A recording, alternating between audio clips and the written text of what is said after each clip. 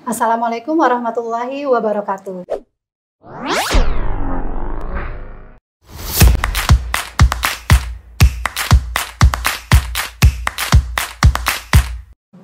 Halo sahabat Farah, di mana saja berada, kita ketemu di Cerita Sahabat Farah, sebuah acara bincang-bincang yang menghadirkan narasumber yang akan menjawab 5 pertanyaan dari Farah.id. Nah, kali ini kita kedatangan tamu spesial, seorang public figure yang juga seorang pegiat parenting, yaitu Mbak Mona Ratuliu. Assalamualaikum Mbak Mona. Waalaikumsalam Mbak Ovi, apa kabar? Baik, alhamdulillah. Mbak Mona gimana nih Mbak Mona? Alhamdulillah sehat-sehat. Sekarang kesibukannya apa nih Mbak Mona? Kesibukannya masih sama ya, seperti dulu, masih di dunia entertainment juga, masih syuting-syuting juga, terus masih keliling-keliling parenting juga. Oke, gitu. tetap aktif ya? Masih aktif. Oke, nah sahabat Farah, kali ini tema kita adalah tentang parenting, terutama tentang kesehatan mental pada remaja. Oke. Nah Mbak Mona, kalau kita ngomongin kesehatan mental nih, kita nggak bisa lepas dari membicarakan Mima nih. Ya Mima Safa, karena baru-baru ini Mima ini mengejutkan banyak orang gitu ya, mengejutkan publik dengan pengakuan bahwa dia adalah seorang survivor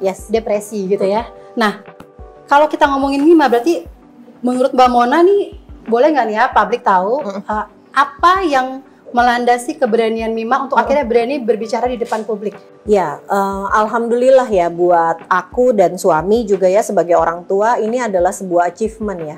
Maksudnya buah dari apa yang selama ini kami perjuangkan gitu. Sulit sekali loh memaintain gitu ya, merawat hubungan komunikasi dengan anak gitu. Mungkin kalau pada saat anak-anak masih kecil agak lebih mudah ya, tapi begitu mereka mulai preteen, terus masuk ke remaja, mulai masuk ke remaja dewasa, itu tuh nggak mudah gitu. Cuma buah dari perjuangan kami selama ini sih akhirnya senang gitu. Akhirnya anak-anak Mima gitu ya terutama bisa bercerita apapun gitu terhadap kita, termasuk sisi gelap dari kehidupannya. Itu kan nggak mudah ya bagi seorang anak meminta pertolongan, mau nggak mau harus menceritakan. Kan kalau anak-anak tuh kan punya keinginan untuk tampil baik depan orang tua, terus bikin bangga gitu ya. Terus akhirnya walaupun awalnya kaget pastinya ya, tapi setelah melalui berbagai macam proses kita akhirnya mensyukuri sih, alhamdulillah ya, Mima tuh berani berkomunikasi sama kita, menceritakan apapun termasuk termasuk masalah kesehatan mentalnya ini yang pastinya nggak mudah dikomunikasikan gitu. Jadi ya seneng sih akhirnya perjuangan komunikasi kita sama anak-anak akhirnya membuahkan hasil lah. Ada hikmahnya gitu ya? Ada hikmahnya, akhirnya Mima berani bercerita, setidaknya dengan bercerita kan Mima mendapatkan pertolongan lah gitu ya dari support dari keluarga juga dan akhirnya pergi ke profesional juga gitu. Oke, nah kalau bicara Mima nih Mbak Mona, sepertinya sosok seperti apa sih Mima itu bagi adik-adiknya? Mima walaupun Mimanya sama, tapi sebenarnya sosok Mima di adik-adiknya tuh bisa beda-beda tuh. Untuk adiknya yang laki-laki, dia tuh teman bicara gitu ya, teman ngobrol yang asik gitu. Mereka punya hobi yang sama, kesukaan film yang sama, kadang-kadang musik yang mereka suka sama. Tapi buat adiknya lebih kecil lagi, Nala umur 10 tahun perempuan gitu ya, Mima tuh sosok idola buat dia. Kayaknya apapun yang disukain Mima tuh si Nalanya jadi suka juga jadi ikutan gitu. Jadi ikutan gitu. Mima lagi suka sama grup band apa, terus tiba-tiba dia ikutan ngefans gitu. Kadang-kadang kakaknya juga sebel, ngikut-ngikut lo gitu, tapi ya memang jadi idola gitu. Nah kalau buat Numa mungkin beda lagi ya. Buat Numa ya Mima teman bermain gitu, tapi ya mostly sih pasti namanya kakak ya pasti jadi idola buat adik-adiknya sih. Oke. Tapi Mima ini kan juga concern dengan isu sosial gitu. Itu emang pembicaraan seperti itu banyak di rumah atau gimana sih Mbak sebenarnya Mbak?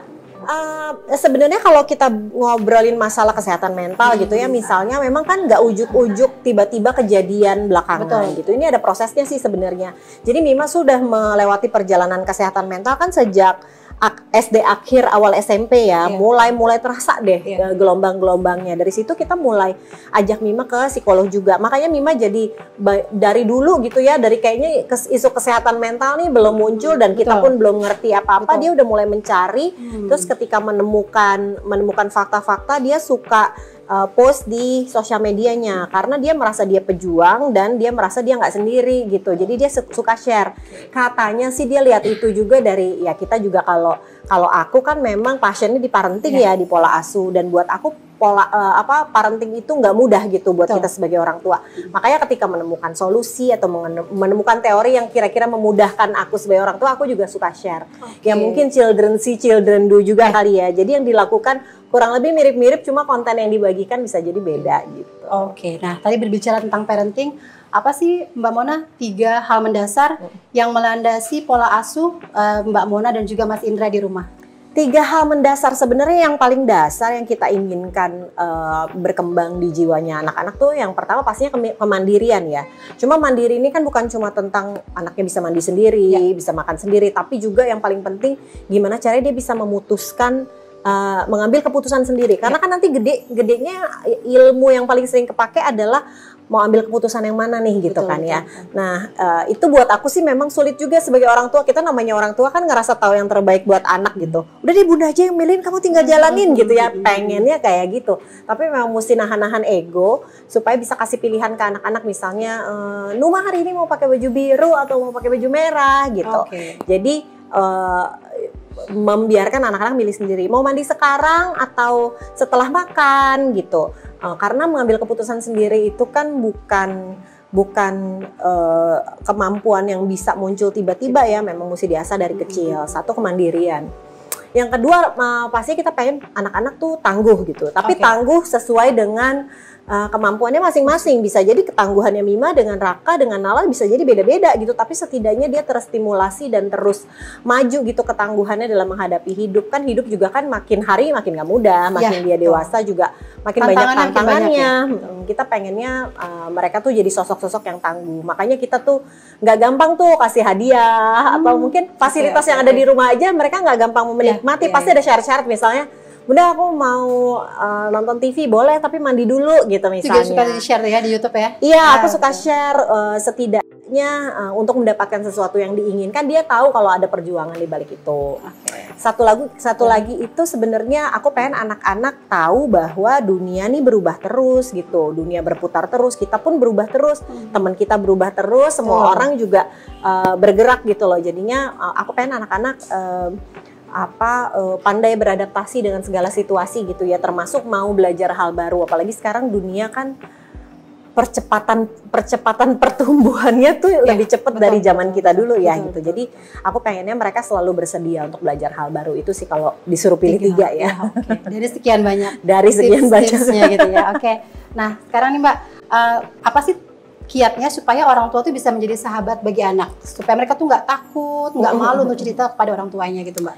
Ini memang nggak mudah sih ya. Mungkin teorinya terdengar mudah, tapi memang pelaksanaannya emang nggak mudah sih gitu. Namanya kita orang tua pasti ada gimana ya, mesti ngajarin disiplin, tapi juga nggak boleh terlihat sangar gitu. Kalau sangar terus ditakutin, jadinya anak-anak nggak nyaman gitu. Memang harus cari cara terus sih gimana caranya bikin anak-anak nyaman sama kita gitu, ngerasa nyaman dan ngerasa aman gitu kan yang paling penting ya. Sehingga kalau ada apa-apa, aku cerita deh sama bunda. Kalau cerita sama bunda aman nih, enak lagi, nyaman, nggak akan dimarahin gitu. Nah itu sih aku improve terus tentunya sesuai dengan usianya anak-anak. Kayak misalnya anak-anak seusia Numa gitu kan lagi lucu banget kalau dia ngomong ya, rasanya pengen diketawain gitu saking lucunya. Cuma kan mesti tahan-tahan diri ya, gimana caranya supaya dia mau tetap komunikasi sama kita gitu. Kita nggak ketawain nih, kita hargai gitu. Bisa, gitu Numa, kita berusaha dengerin gitu. Tahan-tahan diri deh. Atau misalnya seusia Nala gitu, banyak hal-hal remaja yang mulai diceritakan. Tadinya kan dia anak-anak sekali ya gitu, terus tiba-tiba cerita yang mungkin naksir sama si A lah, terus mulai apalah gitu ya, mulai ada tanda-tanda kedewasaannya yang muncul, terus dia cerita gitu kan, kadang-kadang bikin kita deg-degan gimana gitu ya. Cuma harus atur-atur diri gimana caranya mereka tetap nyaman cerita sama kita gitu, berusaha mendengarkan, terlihat nggak terlalu lebay ekspresi terkejutnya, kayak gitu-gitulah gitu. Kalau Mima, misalnya seusia Mima gitu, kita pun aku sebagai orang tua sih berusaha mengenal anak-anak lebih baik ya, supaya bisa mencintai mereka lebih baik juga gitu. Karena nggak bisa disamain ya, misalnya Mima sama Raka atau Mima sama Nala gitu, atau Raka sama Nala, mereka kan person yang berbeda-beda gitu. Jadi ya berusaha menghargai mereka lah supaya mereka tetap nyaman sama kita gitu. Oke, baik nih, yang terakhir nih Mbak Mona nih. Mungkin kita kilas balik sedikit. Apa sih awal mulanya kok bisa mencetuskan parenting itu ya dengan buku parenting dan juga digital parenting hingga akhirnya tuh benar-benar concern di parenting. Sebenarnya ini aku nggak pernah niat pengen punya cita-cita ada di bidang parenting, juga nggak pernah punya niat ya. Jadi awalnya memang karena pengalaman kesulitan menjadi orang tua. Aku kan waktu itu nikah umur 20, 21 udah punya anak. Teman-teman aku tuh masih pada kuliah nih. Jadi nggak punya komunitas ibu waktu itu gitu. Dan aku ngerasa sulit banget gitu, mau kebingungan mau tanya, nggak tahu tanya sama siapa. Apalagi pada masa itu tuh berarti 19 tahun yang lalu ya. Itu dunia digital nggak kayak sekarang. Kalau sekarang bisa nonton YouTube gitu kan, bisa searching. Kalau dulu kan susah banget. Nah, akhirnya dulu tuh sempat cari-cari seminar parenting susah karena dulu kan ya, promonya lewat poster gitu kan.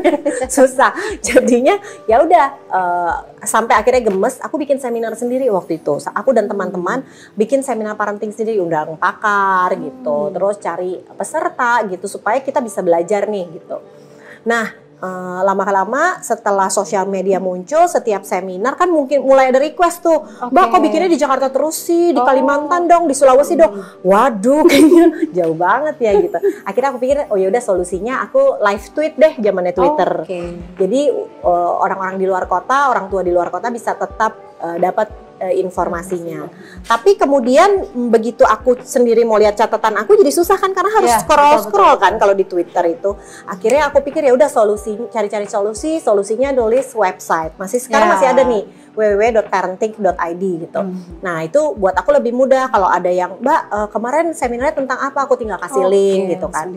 Terus ternyata aku suka nulis karena dengan menulis kayaknya informasi yang diterima tuh jadi lebih paham gitu kan. Aku emang dari SD dulu kalau guru ngomong tuh emang mesti dicatat dulu baru bisa menyerap informasinya lah gitu. Ya udah akhirnya makin lama makin banyak nulis, akhirnya one day tuh tulisannya dilirik lah sama penerbit gitu. Dibukuin aja Mbak, tulisannya udah banyak, jadilah buku. Terus begitu keliling-keliling bawa buku, bedah buku segala macam, mulai tuh pertanyaan muncul, kok serempak. Semua ibu nanyanya sama, gimana sih Mbak caranya supaya anak saya nggak main gadget melulu? Kan ada yang masa itu ya, anak-anak awal-awal pegang gadget terus orang tua kebingungan gitu, kok jadi main gadget mulu nih gitu. Kebetulan aku juga mengalami hal yang sama di rumah, tanya nih ke pakar-pakar keliling, aku terapin ke anak-anak berhasil, akhirnya aku share lagi di buku kedua judulnya Digital Parenting Tips Mengasuh Kids Zaman Now. Gitu, jadi kayak apa ya, kayak ngalir aja gitu ya. Sebenarnya kadang-kadang kikuk juga sih kalau misalnya dibilang praktisi parenting apa segala macam. Sebenarnya itu semua aku cari buat diriku sendiri sih.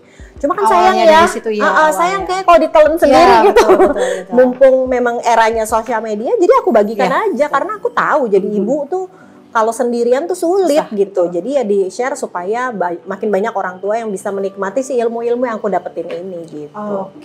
Jadi terima kasih banyak nih Mbak Mona. Sama-sama. Udah berbagi insight kepada sahabat Farah ya.